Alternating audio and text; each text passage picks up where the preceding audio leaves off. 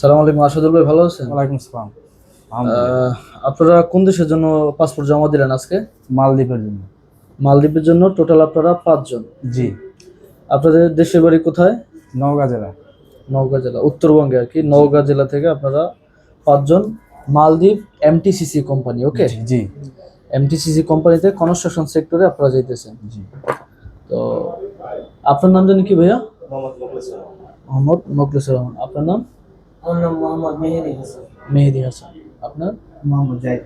জাহিদ। আপনার নাম তো আসাদুল ভাই। আপনার নাম? মোহাম্মদ আজিজুল ইসলাম। আজিজুল ইসলাম ভাই। এই 5 জন আজকে আমাদের কাছে আপনারা মালদ্বীপ এমটিসিসি কোম্পানির জন্য আমাদের কাছে ফাইল দিলেন। আপনাদের স্যালারি 350 থেকে 400 ইউএস ডলার। ওকে, আমরা আশা করি আপনাদেরকে 45 দিন বলছি, 45 দিনের ভিতরে আপনাদের ফ্লাইট দিব।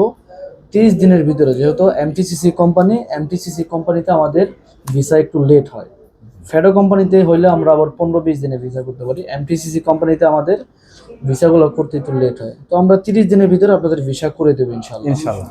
তো আপনাদেরকে কংগ্রাচুলেশন, যেহেতু আমরা কাজ শুরু করছি আলহামদুলিল্লাহ। আপনাদের জন্য অনেক অনেক দোয়া করি, যাতে যে স্বপ্নটা নিয়ে আমাদের কাছে আপনারা পাসপোর্ট জমা দিলেন, যাতে আল্লাহ তাআলা আপনাদের মনের সকল আশা পূরণ করে। এবং বিশেষ করে আপনারাও দোয়া করবেন, নামাজ পড়বেন, দ্রুত সময় যাতে আমরা কাজটা করতে পারি। আপনার জন্য দোয়া করি, আপনার জন্য ভালো হয়। আল্লাহ আপনার আমাদের অফিসে যে আসলেন, আমাদের কারো বিহেভে বা এই আজকে গতকালকে একবার আইছেন, জি শেষ সময় আজকে তো সকালে আইছেন, এরকম কোনো ঝামেলা মনে হয়েছে অফিসে যে এখানে যে ঝামেলার কারণে কাজ করা যায় না? জি না। যারা আমাদের ভিডিওগুলো দেখে তাদেরকে কি আসতে বলেন আমাদের অফিসে? অবশ্যই আসতে বলবেন। ঠিক আছে হাসাদুল ভাই, আমি তো বলতেছি দালাল ছাড়া আপনারা সরাসরি অফিসে চলে আসেন। মানে সরাসরি অফিসে চলে আসেন। আচ্ছা, আমরা যে রুমে আছি এটাই নিয়ম। কারণ আমাদের অলরেডি আপনাদের এই যে নওগাঁ তো আমাদের একজন এজেন্ট আছে, রফিকুল ইসলাম নওগাঁ। তো উনিও আমাদের অনেক পাসপোর্ট দেয়। দেখা যায় উনি যে রেটটা আমাদের কাছ থেকে নেয়, ওই রেটটা আপনাদেরকে আমরা দেই।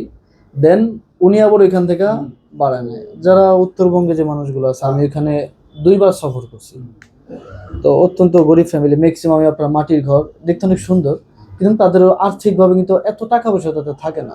তারা যদি অল্প টাকায় বিদেশ যাইতে পারে, এটা অনেক ভালো। জি। তাই বাংলাদেশে তো ওইভাবে আমাদের অর্থনৈতিক চাঙ্গা না।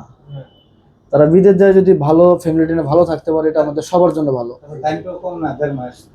1.5 মাস টাকাটাও লিমিটের ভিতরে আছে, আহামরিও না। দেখা যায় একটা মানুষের দেওয়ার সামর্থ্য আছে 3.5 লাখ 4 লাখ টাকা, এই লোকটার উপর যদি 5 লাখ টাকা 6 লাখ টাকা চাপ পড়ে, তার সুদে টাকা নিতে হবে। যার কাছে কখনো টাকা চায় না, তার কাছে টাকা চাইতে হয়।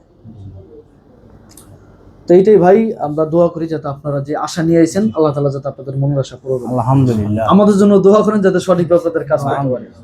ভালো থাকেন। আসসালামু আলাইকুম।